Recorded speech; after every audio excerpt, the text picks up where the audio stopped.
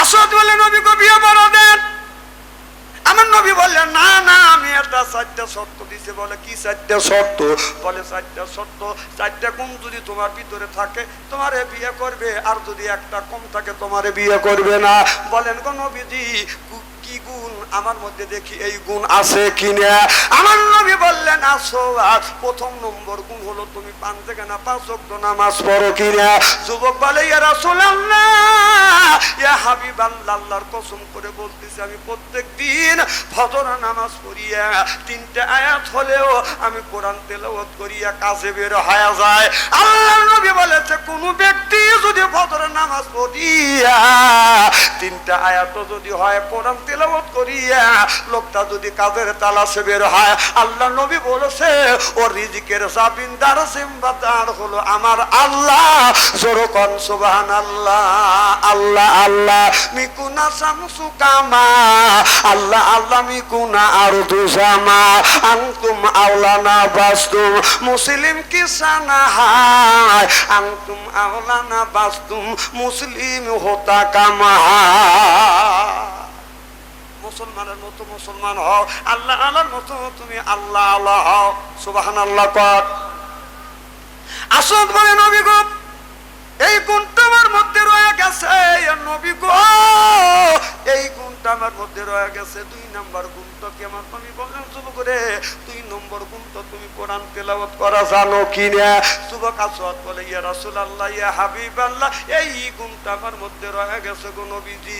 আমি প্রত্যেক দিন 1 পারা করে আমি কোরআন খতম করি। 30 দিনে 30 পারা কোরআনটা আমি শেষ করে দেই।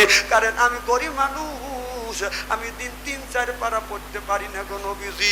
প্রত্যেকদিন সকালবেলা ফজর নামাজ পড়িয়া 1/2 পারা কোরআন তেলাওয়াত করি, এশার নামাজ পড়িয়া 1/2 পারা কোরআন তেলাওয়াত করিয়া বিছানায় ঘুমাইতে যায়। আল্লাহ নবী বলেছে কোন ব্যক্তি রাতের বেলা এশার নামাজ পড়িয়া কোরআন তেলাওয়াত করিয়া যদি লোকটা বিছানায় ঘুমাতে যায়, ওই অবস্থায় যদি লোকটা মারা যায়, আল্লাহ নবী বলেছে তার কবরের গোরা সব আল্লাহ মাফ করে দিবে।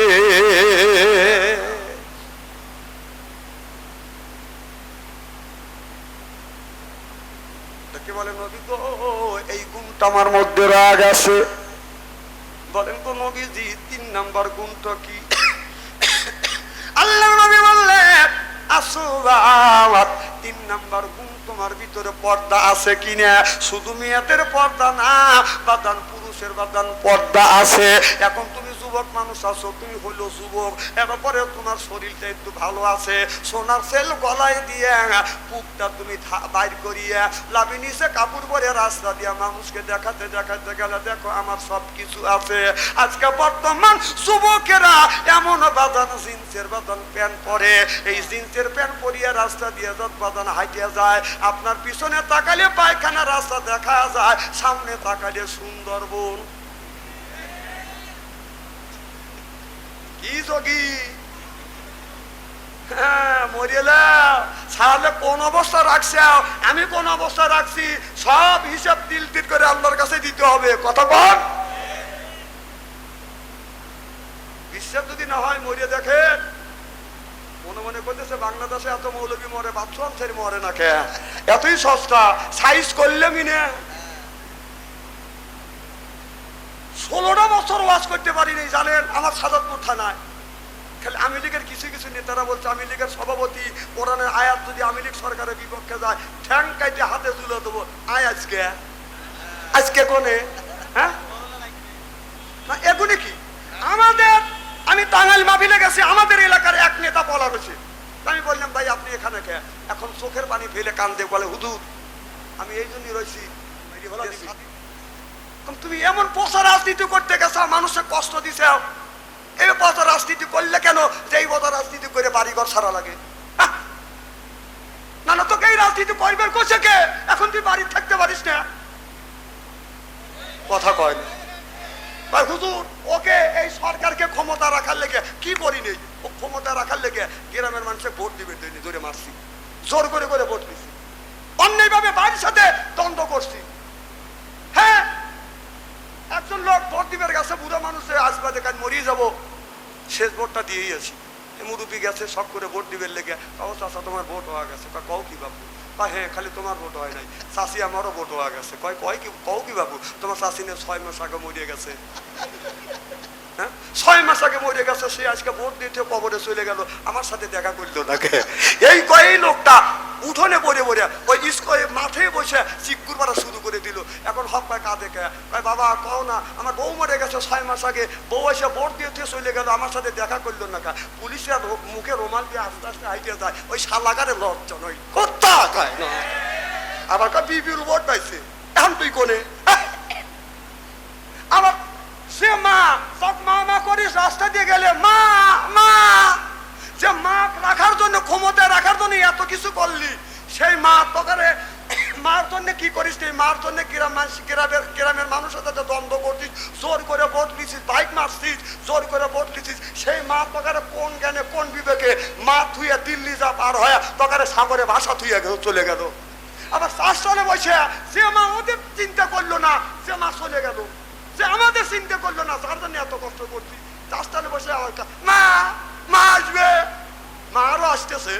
হ্যাঁ, 200টা কেস নিয়ে মা আসতেছে। এবারে দেখলাম যে 800 বার ফাঁসি হবে, তা মা করতেইছে। হ্যাঁ, দৃষ্টান্ত করে গেছে, এরকম দৃষ্টান্ত পৃথিবীতে হয় নাই কে? একটা দৃষ্টান্ত হয়েছিল 800 বছর আগে, রুমের বাদশা আর পারস্যের বাদশা আপনার বলছিল হযরত ওমরকে ফু দিয়ে উড়ে দেবো। রোমের বাদশা যখন পলা গেল, রুমের বাদশা রাতের অন্ধকারে, রুমের বাদশার পারস্যের বাদশা পলানোর পরে 800 বছর পরে আমাদের প্রধানমন্ত্রী শেখ হাসিনা পলা গেছে। ইতিহাস কলঙ্কিত করে দিয়ে গেছে। আর যেটাই ধরা পড়তেছে, আমি কি রাজনীতির কথা বলতেছি নাকি? আমি সত্য কথাটা বলছি যে যার লাগে এত কিছু করলাম, সে আমাদের থুয়ে চলে গেল। আবার সেই মা করি আসবে না, কবে আসবে তোর মা? দেশটা দেউলিয়া বানাইছে সাবেক প্রধানমন্ত্রী, দেশটা দেউলিয়া বানাইছে সাবেক প্রধানমন্ত্রী। কোথায় রলেন কামরুল ইসলাম, কোথায় কাদের কাকা, কই গেল সে ওই মহিলার স্যাটাং স্যাটাং কথা? কোথায় রলেন কামরুল ইসলাম, কোথায় কাদের কাকা, কই গেল সে ওই মহিলার স্যাটাং স্যাটাং কথা? ওই দলের মানুষ ভাষাইয়া, দলের মানুষ ভাষাইয়া দিল্লি করলে বাসারে প্রধানমন্ত্রী সিল্লা, বলুন ঠিক কিনা? যে অন্যায় করে, যে অন্যায়কে সমর্থন করে, উভয় কি দোষী? যখন কি দোষী? সমান দোষী। ওই দোষী মুখে ধরল, ভয় পাচ্ছে, এখানে আতঙ্ক করে থুয়ে গেছে মানুষের। না না, এমন রাজনীতি করলে, তুমি রাজনীতি করছো, তোমার দলে আরো লোক রাজনীতি করছে, তারা বাধ্য হলো, তুই পলা লিখে, তাহলে বোঝা গেল তুই মানুষের ক্ষতি করছিস। এখন কোন সরকার ক্ষমতায়? ডাক্তার ইন্নুস যতদিন আছে, একদিন খালি দোয়া ইন্নুস পড়তে থাকো, খালি দোয়া ইন্নুস পড়ে। ডাক্তার ইন্নুস যতদিন আছে দোয়া ইন্নুস পড়ো। আর নির্বাচিত সরকার যদি আসে, যদি তুমি ইটের দেল দিয়ে থাকো, পাথরের দেল খাওয়া লাগবে, খাওয়া লাগবে। পড়ো পড়ো, এখন তো বাড়ি ছেড়ে রয়েছে, দাওয়াতে দেহ কি হয়? এই যে কয়া দিয়ে গেলাম এক কথা, আমি তো হক কথা বলতেছি। আর অমুক করে শুধু পালিত দেখো, 16 বছর দেখছে।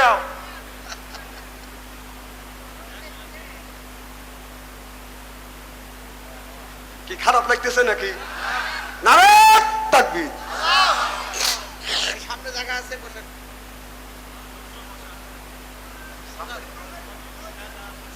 ওনারা দেখতেছে জায়গা আছে, ওনাকে অনুরোধ করে বসন দেবে, একটু চাপ দাও।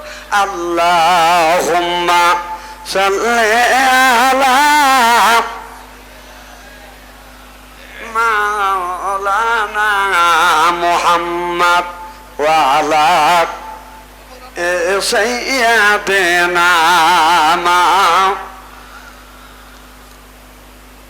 আল্লাহুম্মা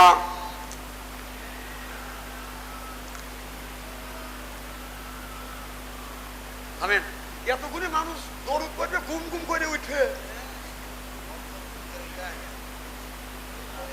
আমি ওয়াজ করেই যাই, আপনাদের বলা লাগবে না। আমার ভাইরা আমার ভালো করে লক্ষ্য করে শুনে, হযরত ওমরের জামানায় একটা যুবক বাজার মদিনার থেকে বাজার, মক্কার থেকে বাজার মদিনায় যাচ্ছে, 350 মাইলের বাজার রাস্তা। তখন উট নিয়ে যাচ্ছে, কি নিয়ে? উটনি নিয়ে যখন যাইতে বাদান মরুভূমির মধ্যে দিয়ে বাদান যাচ্ছে, অর্ধেক রাস্তা অতিক্রম করবার পরে বাদান আপনার ক্লান্ত হয়ে গেছে। যুবকটা আপনার ক্লান্তি দূর করার জন্য চিন্তা করতেছে, আল্লাহ কোথায় আমি দাঁড়াবো। লক্ষ্য করে দেখে একটা বাদান আপনার ওই খেজুরের গাছ আছে, এই খেজুরের গাছের ওখানে যায় বাদান উঠ থেকে নামিয়ে উটনিটাকে দাঁড় করা রাখিয়ে এই যুবকটা খেজুরের সাথে এলান দিয়ে বাদান আপনার এরকম করে এলান দিছে। হঠাৎ করে বাদান ক্লান্ত শরীর ক্লান্ত দূর করবার জন্য বাদান চোখে বাদান তন্দা এসে গেছে, ঘুম এসে গেছে। যুবকটা বাদান আপনার ঘুমিয়ে পড়ছে। এখন ঘুম থেকে জেগে দেখে যে উটনি কাছে রাখছে, উটনিটা বাদান নাই, আর উটনিটা হারিয়ে গেছে। যুবকটা মনে মনে চিন্তা করতেছে, আল্লাহ 350 মাইলের রাস্তা আমি অতিক্রম করব, আল্লাহ গো আমি অর্ধেক রাস্তা অতিক্রম করছি, কিন্তু এই বাগানের কাছে আমি উটনিটাকে রেখে আমি ঘুমিয়ে পড়ছি, আমার উটনিটা হারিয়ে গেছে। আল্লাহ এই মরুভূমির ভিতরে আমি বাঁচবো না, আমার খাদ্য পানি মিনিটে মিনিটে পানি লাগে, আমার খাদ্য পানি সব উটনির কাছে রয়ে গেছে। যুবকটা বাদান উটনিটাকে খুঁজতে লাগলেন। খুঁজতে খুঁজতে যুবকটা ছায়া দেখে বাদান দক্ষিণ পাশে বাদান একটা খেজুরের বাগান আছে, ছোট ছোট খেজুর গাছ। আপনার ওই খেজুর গাছের বাগানের ভিতরে যা দেখে উটনিটা বাদান পড়ে রয়েছে, উটনিটা মারা গেছে। এখন যা দেখে একজন মুরব্বী বুড়া মানুষ তারা আছে। যুবক বলে, চাচা আমার উটনিটাকে কে মারলো? চাচা বলে, আমি মারছি, আমার এই খেজুরের বাগান খাইছে, এই জন্য আমি মারছি, আরো মারবো। মরার উপরে যখন বাড়ি দিছে, যুবক তার রাগ আছে না দিতে পেরে মনে মনে চিন্তা করতেছে, আমার উটনিটা তো মেরেই ফেলছে, আমি কিভাবে যাব? আবার মরার উপরে বাড়ি দিছে, যুবকটা রাগ হয়ে গেছে, রাগটাকে শেখ দিতে পারে না। মরা খেজুর একটা হাতে নিয়ে মারার উদ্দেশ্য না, বাদান রাগটা শেখ দেওয়ার জন্য, রাগটা থামানোর জন্য চাচাকে একটু আঘাত করছে। অমনি চাচা জমিন থেকে বাদান দুনিয়ার থেকে বিদায় হয়ে গেছে, চাচা মারা গেছে। ছেলেটা পরীক্ষা নিরীক্ষা করে দেখে, মুরব্বী মানুষ মারা গেছে। যুবকটা চিন্তা করতেছে, আল্লাহ আমি কার বাবাকে হত্যা করলাম, কার স্বামীকে আমি মেরে ফেললাম, আল্লাহর আদালতে আমি আসামি হয়ে যাব। ইচ্ছা করলে যুবকটা পালিয়ে গেলেও যেতে পারতো, কিন্তু যুবকটা পালায় নাই। যুবকটা আখেরাতের চিন্তা করতেছে, মনে মনে চিন্তা করতেছে, এই নিহত ব্যক্তির স্বজনরা যদি আছে তাদের কাছে এই লাশটা বুঝে দিয়া আমি মাপসাপ নিয়ে বিদায় নিয়ে চলে যাব। এই বলে যুবকটা 3 থেকে 4 ঘন্টা বাদান অপেক্ষা করতেছে। এই 4 ঘন্টার ভিতরে 4 থেকে 5 ঘন্টার ভিতরে ইচ্ছে করলে যুবকটা পালিয়ে যেতে পারতো। যুবকটার ভিতর ঈমান আছে, যুবকটা বাদান পালায় নাই। পরন্ত বেলা 2টা যুবক বাদান হাই পাই করতে করতে আসতে আসে দেখে বাপের লাশটা বাদান পড়ে আছে, লাশের সামনে একটা যুবক দাঁড়া আছে। এবার দেখে বলে, যুবককে আমার আব্বাকে কে মারলো? যুবক বলল, ভাইজান আমি মারছি, কিন্তু এই কিন্তু বলাও শেষ। 2 ভাই 2টা কাঁচা খেজুরের ঢাল নিয়ে এমন পিটাইছে, কার চামড়া গুলো বাদন ফেটে গেছে, রক্ত প্রবাহিত হচ্ছে, বস্তুগুলো বের হয়ে গেছে। এরপরে যুবকটাকে পিটাইয়া হাতে রশি লাগাইয়া পায়ে রশি লাগাইয়া অর্ধ পৃথিবীর প্রেসিডেন্ট ওমরের দরবারে হাজির করলেন, আর বললেন, বিচার চাই, বিচার চাই, বাবা হত্যার বিচার চাই। হযরত ওমরের কাছে যখন বেঁধে নিয়ে গেলেন, হযরত ওমর আমিরুল মুমিনিন খলিফাতুল মুসলিমিন অর্ধ পৃথিবীর প্রেসিডেন্ট বলে, এ যুবক আমার কাছে নিয়ে আসো, হাতের শেকল তুমি খুলে দাও, আমি নিত্য বিচার করব। হযরত ওমর বিচারে বাদান বসে গেলেন। এই যুবকটা বাদান দ্বারা আছে। হযরত ওমর বলে, যুবক তুমি সত্য করে বলো, এই 2টা যুবকের বাবাকে তুমি হত্যা করছো কিনা? যুবক বলে, ইয়া আমিরুল মুমিনিন খলিফাতুল মুসলিমিন, আমি এর বাবাকে আমি হত্যা করছি, কিন্তু এর মধ্যে আমার মাঝখানে অনেক কথা আছে, কথাটা শুনতে হবে। হযরত ওমর বলল, যুবক তুমি কি কথা বলবে? যুবক বলি, আমিরুল মুমিনিন খলিফাতুল মুসলিমিন, আমি তো মদিনার মানুষ নয়, আমি মদিনার বাইরের মানুষ, আমি মক্কার মানুষ। আমি মক্কা থেকে মদিনায় যাইতেছিলাম ব্যবসা করবার জন্য। আমিরুল মুমিনিন 350 মাইল রাস্তা, অর্ধেক রাস্তা আমি অতিক্রম করছি। আমি ক্লান্ত হয়ে গেছে। ক্লান্ত দূর করবার জন্য গাছের নিচে যখন আমি বসে পড়ছি, আমিরুল মুমিনিন ঘুম এসে গেছে। ঘুম থেকে জেগে দেখি আমার উটনি নাই, আমার উটনি হারিয়ে গেছে। হুজুর আমি অস্থির হয়ে গেছি, পাগলের মতো হয়ে গেছি। আমি কেমন করে আমি এত রাস্তা অতিক্রম করব?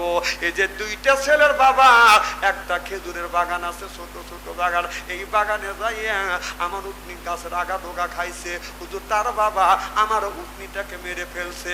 আমি বললাম, মুরব্বী আপনি কেন আমার উটনিটাকে মারলেন? মুরব্বী ব্যক্তি দিয়ে উঠে বলে, আরো মারবো, মরার উপরও বাড়ি। হুজুর আমি আল্লাহি আল্লাহি আল্লাহ আল্লাহি আল্লাহর কসম করে বলতেছি, ইন্নাল্লাহা আলিমুম বিজাতিস সুদূর, আল্লাহ অন্তরের খবর জানে, আপনি তো জানেন না। হুজুর আল্লাহর কসম করে বলতেছি, মারার উদ্দেশ্য না, হত্যার উদ্দেশ্য না। হুজুর গো, আমি রাগটা মিটানোর জন্য বাড়ি মারছি। লোকটা মারা যাবে জানি না, লোকটা মারা গেছে। আমি ইচ্ছা করলে পালিয়ে গেলে যাইতে পারতাম, ভাগিয়ে গেলে আমি যাইতে পারতাম। চাকরিতে গেছে, রক্ত প্রবাহিত হয়েছে। হুজুর গো, এরপরে গোস্তগুলি বের হয়ে গেছে। আমিরুল মুমিনিন আপনি নিজ বিচার করে দেন, শরীয়তের বিচার করে দেন। এই বিচার আমি মাথা পেতে নিব। জোরে কল সুবহানাল্লাহ।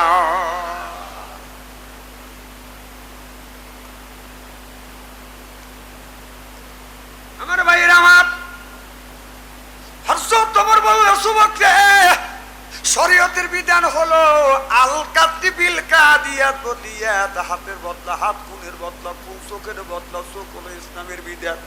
হে যুবক, তুমি যে এই যুবকের বাবাকে মেরেছো, তোমাকে ফাঁসি ঝুলাইয়া তোমাকে দুনিয়ার থেকে বিদায় করে দিব।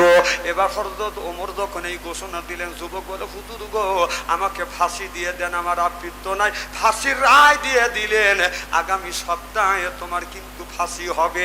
যুবকটা বলি, আমিরুল মুমিনিন খলিফাতুল মুসলিমিন, আমি যদি ইসলামের বিধিবিধান যদি মাইনে আলে, ও আমিরুল মুমিনিন ইসলামের আইন যদি আমি মাইনে আলে, আল্লাহ কিয়ামতের ময়দানে আমাকে মাপ দিবে কিনা? হযরত ওমর বলে, যুবক রে, শরীয়তের আইন যদি তুমি মেনে নাও, কিয়ামতের ময়দানে আল্লাহ তোমারে এই বিচার পুনরায় উত্থাপন করবে না। চিল্লাইয়া কোন সুবহানাল্লাহ। এই বিচার আর উত্থাপন করবে না। যুবকটা বললি, আমিরুল মুমিনিন আমি যদি এই বিচার মেনে নিলাম, তবে আমাকে 1 মাসের ছুটি দিতে হবে। হযরত ওমর বললে, যুবককে ফাঁসির আসামিকে তো কোনোদিন ছুটি দেওয়া যায় না, এইটা ইসলামে কোনো বিধান নাই। বলি, আমিরুল মুমিনিন আপনি যদি ছুটি না দেন, তাহলে আমি ঋণ আছি, আমি ঋণ আছি। কারণ আমি ঋণ আছি, ঋণের বোঝা আপনি বহন করে নেন। কারণ আমি ব্যবসা বাণিজ্য করি, আমি প্রায় 50 জন লোকের কাছে আমি ঋণ আছে, আমি কিছু পাবো, তারাও আমার কাছে পাবে। আমিরুল মুমিনিন আপনি ঋণের বোঝা যদি বহন করে নেন, আমাকে ফাঁসি দেন, আমার কোনো দুঃখ নাই। হযরত ওমর বলে, না না, তোমার ঋণের বোঝা আমি নিব না। আল্লাহর নবী হাদিস শরীফের মধ্যে বলেছে, কোন ব্যক্তি যদি 3 পয়সা ঋণ নিয়ে যদি বাদান মৃত্যুবরণ করে, এই ঋণটা যদি দোকানদারের ঋণটা বাদান যদি শোধ না করে, 3 পয়সা ঋণ নিয়ে যদি মরে যায়, কিয়ামতের ময়দানে 3 পয়সার বিনিময় বাদান 700 ওয়াক্ত নামাজের সওয়াব তাকে দিতে হবে। 700 ওয়াক্ত নামাজের সওয়াব দিতে হবে। কয় ওয়াক্ত নামাজ পড়ছাও? দরবেশ বাবা কোটি কোটি টাকা জনগণের মাইরে খাচ্ছাও, হ্যাঁ পলানের সময় দাড়ি তো ঠিক মতোই কাটছাও, কথা কয় না? এই যে বাংলাদেশের এত জামাত ইসলামের উপরে এত অত্যাচার জুলুম করা হলো, সিরিন অভিযান করেছে, জামাতের একটা নেতা একটা আলেম দাড়ি কাটে নাই, আর একটু জনগণের ঠেলা দেখার সাথে সাথে দাড়ি কেটে চালিয়ে হাঁটছে, কথা কয় না?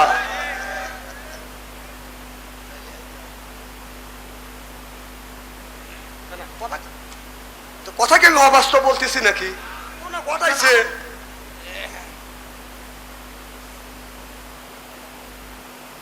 খারাপ লাগতেছে।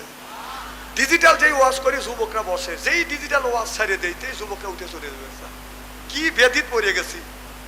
ওই যে কে জানি মিস কল দিছে রাত 12টার পরে ফিরি, এখন রাত 12টার পরে কথা বলা লাগবে না, সেইগুলি উঠে যাচ্ছে। আমি চিনি না।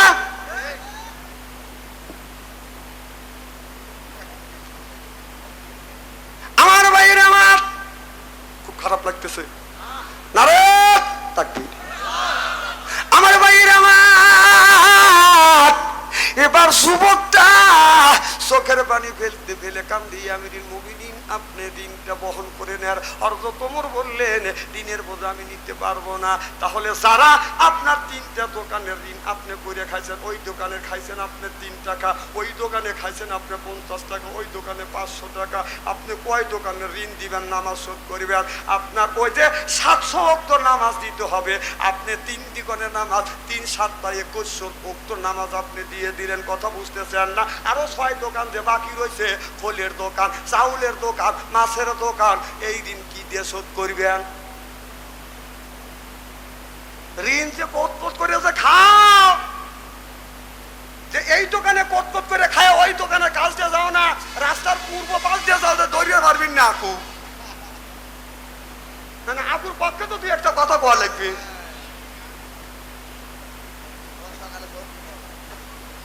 না না, কত করে খাওয়া যে মরতেছে, তাহলে 3 পয়সা যদি ঋণ করে মারা যায়, কিয়ামতের ময়দানে 3 পয়সার বিনিময় 700 তো নাম 700 রাকাত নামাজের সওয়াব দেওয়া লাগবে। তুমি 500 রাকাত নামাজ পড়ছো, হ্যাঁ?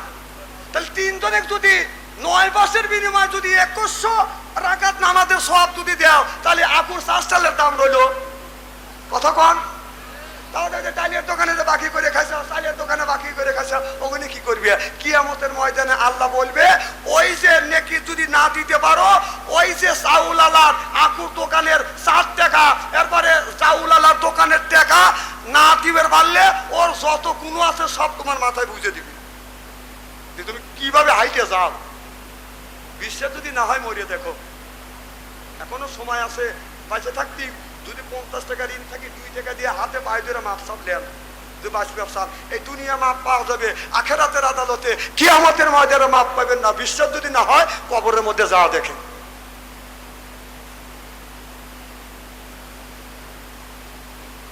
আমার ভাইয়ের আমার হারসু তোমার বললে যুবক রে, আমি তোমাকে মাপ দিতে পারবো না, ছুটি দিতে পারবো না, ঋণের ভার আমি নিতে পারবো না, তবে একটা সুযোগ তোমাকে দিতে পারি। বলে কি সুযোগ? সুযোগ হলো কেউ যদি তোমার জামিনদার জিম্মাদার হয়, তাহলে তোমাকে 1 মাসের ছুটি দিব। এবার নবীর সাহাবীরা শত শত হাজার হাজার সাহাবী বাদান ওই জায়গা দ্বারা আছে। এবার এই যুবকটা ডেকে বলে, ও নবীর সাহাবীরা, আপনারা নবীরে দেখছেন, আমি দেখি নাই, তবে আপনাদের কাছ থেকে শুনছি, হাদিসে পড়ছি, আলেম ওলামার মুখে শুনছি, আপনাদের মুখে শুনছি। আমার নবী বলেছে মুসলমান এক, মুসলমান অপর মুসলমানের ভাই। এক মুসলমান যদি বিপদে পড়ে, আর এক মুসলমান বিপদের সামনে যা বিপদ থেকে উদ্ধার করে। এইটা যদি রাসূলের সুন্নাত হয়ে থাকে, রাসূলের হাদিসটা যদি হয়ে থাকে, আপনারা যদি একজন জামিনদার জিম্মাদার হন, আল্লাহর কসম করে বলতেছি আমি ফিরে আসবো। কেউ রাজি হয় না। নবীর একটা সাহাবীর নাম হলো আবু তালহা। আবু তালহা চিৎকার দিয়ে বলল, আমি আমার নবীর হাদিস মিথ্যা হতে দিব না, আমি তোমার জামিনদার জিম্মাদার হইলাম। সুবহানাল্লাহ। বলে যুবক রে, আমি তোমার জামিনদার জিম্মাদার হইলাম, তুমি চলে যাও, 1 মাসের ছুটি দেওয়া হইলো। হযরত ওমর যায় বলে, ভাই আবু যার, আশারা মুবাশশিরা 10 জন সাহাবী বিনা হিসেবে জান্নাতে যাবে, তার মধ্যে তুমি একজন, দুনিয়া থেকে জান্নাতের টিকিট পাইছে, তার মধ্যে তুমি একজন। ও ভাই, এই কাম করো না। এই যুবকটাকে তুমি তো চেনো না, যুবকটা যদি না আসে, যুবকের দায়ভার কিন্তু তোমার মাথায় চাপবে। হযরত আবু যার বলল, ভাই ওমর রে, এই চিন্তা তোমার করা লাগবে না, যুবকটা যদি না আসে, হাসির দড়ি হাসতে হাসতে পড়ব, কিন্তু নবীর হাদিস আমি মিথ্যা হতে দিব না। সুবহানাল্লাহ। এরাই হলো নবীর আশিক। আর আমরা নবীর আশিক হইছি এক পীরের মুরিদ হইয়া মাথায় ডাব্বা বাঁধিয়া রাস্তায় রাস্তায় যা মানুষের নিন্দা করুক, ওই আলেম ভালো না, ওই আলেম ভালো না, এই আলেম, এ বেটা শালা তুই ভালো, তো চিনি না। বাচ্চুয়ানদের হক কথা বলি, বাচ্চুয়ান তিনি ভালো না। আরে এটা এক দেশের বুলি আর এক দেশের বুলি, তুমি গাইল মনে করে পারো তাহা যা দেহগা তাহা বাদ নামাজ পড়ে নাই দেখে ছেলেরা বলতেছে, ইমাম সাহেব বলতেছে আমি তোমাদের জানাজা নামাজ পড়াবো না তোমার বাপে। তে বললো যে পড়ান লাগবে, পড়াইতে পারি, কাফারা দেওয়া লাগবে, কত টাকা, হিসাব নিকেশ করে দেখে যে 7 লক্ষ টাকা হয়েছে। তখন ছেলে কইতেছে যে ডাইনে মসজিদ বামে মসজিদ, হালার বেটা হালাই নামাজ পড়ে না, আর জরিমানা আমার দেওয়া লাগবে নাকি? বুলবারা জাগাবানে ওখানে ফস করে এক কথা কইলে তুমি একবারে কল, কিন্তু শুরু হালা তো বলে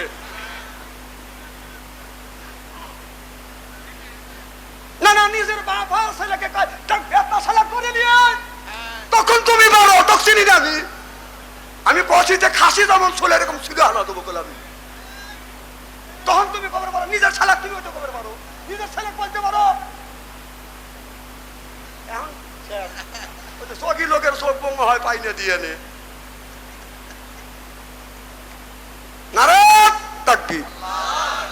খুব খারাপ লাগতেছে নাকি? না খারাপ লাগে মনোবাদ করে দে।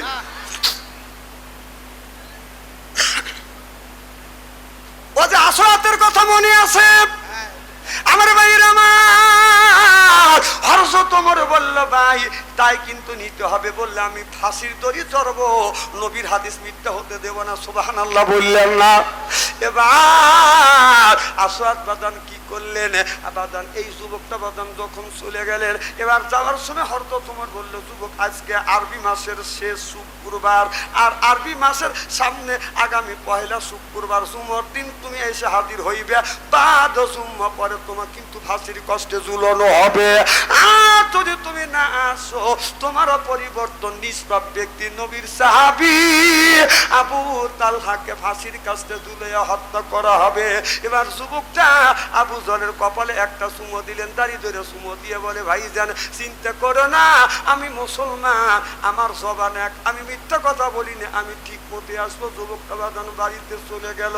বাড়িতে যাইয়া যুবক বাদান জমা জমি তালা তালুক যা কিছু ছিল সব কিছু বাদান বিক্রি করিয়া, ঋণ যা ছিল ঋণ গুণে শোধ করিয়া আজকে রাত সকালবেলা হলে বাদান শুক্রবার যুবকটা বাদান ফাঁসি হয়ে যাবে। যুবকটা সারা রাত তাহাজ্জুদ নামাজ পড়ছে, ফজরের নামাজ পড়িয়া আল্লাহর কাছে হাত তুলে কান্দে, আল্লাহ আমি জীবনে ফজর নামাজ অনেক আদায় করেছি, কোনোদিন কাজা করি নাই নামাজে, আর জীবনে আমি তোমাকে আদায় করতে পারবো না, আমি নামাজ তোমাকে আদায় করতে পারবো না। এই বলে যুবকটা ঘরের মধ্যে গেছে, যুবকের একমাত্র মা বদন বসে আছে ঘরে। যুবকটা মার কাছে যাইয়া এইরকম করে হাত দিয়া মায়ের পায়ে হাত দিয়া চুমা দিয়া বলতেছে মা আমাকে বিদায় দাও। মা বলে বেটারে কেন তুমি আমার কাছে বিদায় চাও? যুবকটা বলে মা একটা মানুষকে হত্যা করেছি, একটা মানুষকে হত্যা করেছি বিদায় হযরত ওমর আমাকে আপনার ফাঁসিতে ঝুলাইবে, মা আমি একজন এক জামিনদার করে রাখছি, তুমি আমাকে বিদায় দাও, আজকে যদি না যাই মা নবীর সাহাবী নিষ্পাপ মানুষের ফাঁসি হয়ে যাবে। মা জড়ো ধরে বলে বেটা রে তুমি যখন আমার গর্ভে ছিলে, যখন সত্য ছিলে বেটা, তোমার আব্বা মারা গেছে, অন্য স্বামী কবুল করি না, শুধু তোমাকে আমি মানুষ করবার জন্য খায়া না খাইয়া আমি তোমাকে মানুষ করছি বেটা, আমি তোমাকে ফাঁসির কাছে উঠতে দেবে না। এ বেটা আমাকে হযরত ওমরের কাছে নিয়ে যাও, হযরত ওমরকে বলবো হুজুর আমার বেটার পরিবর্তন, আমাকে ফাঁসির কাছে ঝুলো, আমার সন্তানকে ফাঁসির কাছে ঝুলাইও না, চিল্লে এখন সুবহানাল্লাহ। মা কি নিয়ামত, যার মা নাই সেই জানে। এমন নিয়ামত আল্লাহ বললেন অপদার অপকা, হে বান্দা আমার দাসত্ব করো, আল্লাহ তাবুদু আমার গোলামি করো, ইল্লাহু আমার বন্দেগী করো, অবিল ওয়ালিদাইনি ইহসানা। আল্লাহ বলে বান্দা আমার দাসত্ব আমার গোলামি করবার পরে তোমরা তোমারা নিজ নিজ পিতা মাতার খেদমত করো। আজকে মা হইছে বুড়ি, গার যাইতে আমার বুড়ি, বাবা হলো বুড়ো, পিঠের উপর ধরে ধরে বুড়ো, শ্বশুর হলো আব্বা জান, শাশুড়ি হচ্ছে আম্মা জান, বিয়ে করছে পিয়ারা জান, ওরাই সব জানের জান, পরাণের পরাণ জোর কন ঠিক কিনে। আমার জীবনে আমি এত বড় হয়েছি একমাত্র আমার মা আর আমার বাবার দোয়ায় আর আমার চেষ্টা। আমার মতো মানুষ তো আলেম হওয়ার কথা না, আমার মতো মানুষ তো বক্তা হওয়ার কথা না। আমি যেদিন সর্বপ্রথম বারাবিল মাহফিলে যাব, আমি আমার মার পায়ে হাত দিলাম, বললাম মা একটু দোয়া করো, আব্বা দোয়া করে দাও। আমি মাহফিলে যাব, যাবার সময় আমার মা আমার কপালে চুমা দিয়ে দিল, বেটা রে আমি তোমাকে দোয়া করে দিলাম, তুমি যাও। আমার আব্বা বললো বেটা যা, তোর প্রতি আমার বিশ্বাস আছে। আল্লাহর কসম করে বললাম, আমি ওই জায়গায় সর্বপ্রথম 2 ঘন্টা ওয়াজ করছি, করিয়া আমাকে 100 টাকা দিছে। আমি তখন সাইকেল হলেই নিয়ে হাঁটে গেছি, বাদান 2টা 50 টাকা নিয়ে, 2 হাতে নিয়ে আমি 50 টাকা মার হাতে, 50 টাকা বাবার হাতে দিয়ে বললাম মা দোয়া করে দিও, আমি যেন কোরআনের দাওয়াত বাংলার জমিনে দিতে পারি। আমার মা বলেছে বেটা রে আমি কে দোয়া করলাম, আল্লাহ বাংলাদেশের প্রত্যেকটা দেশে তোমাকে ওয়াজ করার তৌফিক দিবে।